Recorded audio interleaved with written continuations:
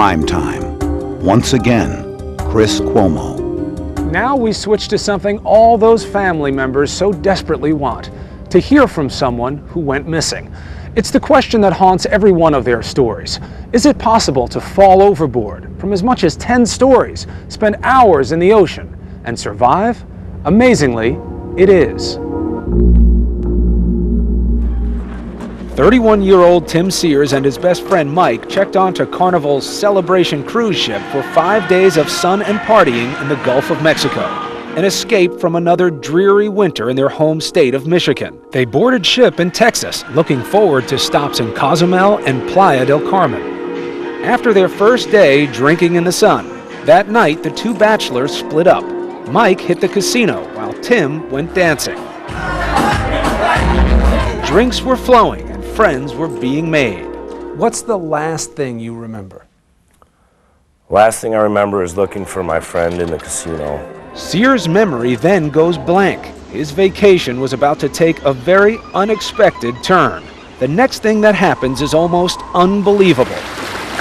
He falls as many as 10 stories in the middle of the night and finds himself stranded in the Gulf of Mexico. I'm coming to in the middle of the water and there's no ship around and it's total darkness.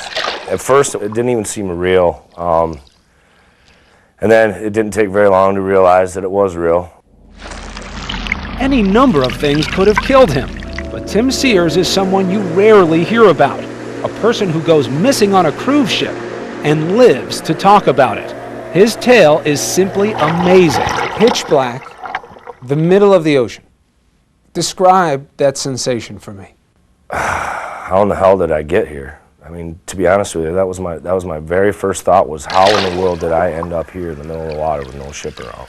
You look to your right, you look to your left, what do you see? A few varying lights way off in the distance and that's about it. How did you explain to yourself where you were and what had happened? You have to tell yourself something, right? I mean, there's no one else around. You're going to have some conversations with yourself. Yeah, I had a few of those. It wasn't so much about how I got there, it was how I was going to get out of there. I mean, that's where my focus was, really. Fairly quickly, I realized I didn't have any pants, any shoes. All I had on was boxers and a sweatshirt and a t-shirt on. Tim suspects foul play led to his watery exit from the cruise ship. But back on board, the party continues. No one knows Tim is missing. He is alone, staring at a sea that seems to be alive. I can actually remember looking around and seeing just little green, bluish, small creatures jumping around, and that's all I could see for miles. And I just remember stopping and actually going, wow, this is amazing. Tim's movements were probably activating phosphorescent algae. All through the night, for 7 hours of darkness, Tim worries about sharks and barracuda, but he can't see anything. All he can do is swim. I pretty much just continued to swim until it got daylight when I could actually try to figure out what was going on. How did you continue swimming for that long? Part of it, I think, just the will to live. Part of it, I was in the military, which I think that focus and drive really helped me. The former Army paratrooper toughs it out in the Gulf of Mexico. Fortunately for him, the relatively warm temperature of the water there works in his favor. And as day breaks, now Tim can see, but the sun soon becomes the enemy. For hours, he's had nothing to drink, and he starts to try the salt water. The sun was so bright and I was so dehydrated that I would take some in my mouth, just swish it around, spit it back out, but within a half hour I started getting ill from that. Worst of all, he keeps seeing ships on the horizon, but they don't see him. His mental toughness starts to give way to the reality of his dire situation. I knew there was no way I could continue swimming through another night because I was really cold. My body temperature dropped hugely. After 14 hours with no food or water, Tim hasn't seen a passing ship in hours.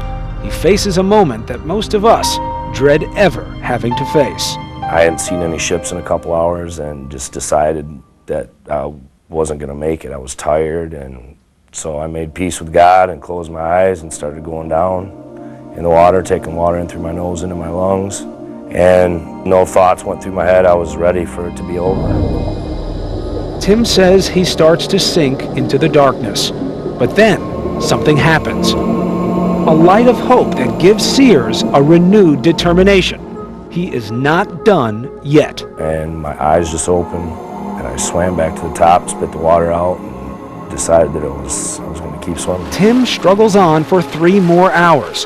His head badly burned, his legs raw from hours of kicking in the salty sea. Despite all his determination, he is still 50 miles from shore. So you were done? Yeah, there was no way I was reaching land whatsoever. Finally, something appears on the horizon. I saw a ship in the distance and watched it travel on the same path for quite a while, and just decided that that was going to be my last chance. With everything he has left, Tim swims toward the ship, coming within 200 yards of it. The waves were just enormous, just up and down. I had lost my glasses, of course, I couldn't see, and I had a bright yellow t-shirt on underneath that I had taken off and ripped to try to make it larger, to wave them down. And I thought at the last minute I saw somebody step out. Well, the boat just continued on and stopped probably a mile away. Tim screams and yells to his last breath. And what I later found out is that they actually heard me before they saw me. After 17 hours, a foreign cargo ship headed for Texas plucks Tim out of the water. I was asking God to send me any ship, and here any ship had rescued me. And it brought me to tears. For all Tim Sears learned about himself trapped in the water, he still knows very little about how he got there. What is the chance that you were just crazy drunk, stumbling around looking for your friend, and wound up falling overboard? Have you considered that possibility? Oh, definitely. But I'm also aware that in the past, if I've ever drank too much, I'm aware of what's going on.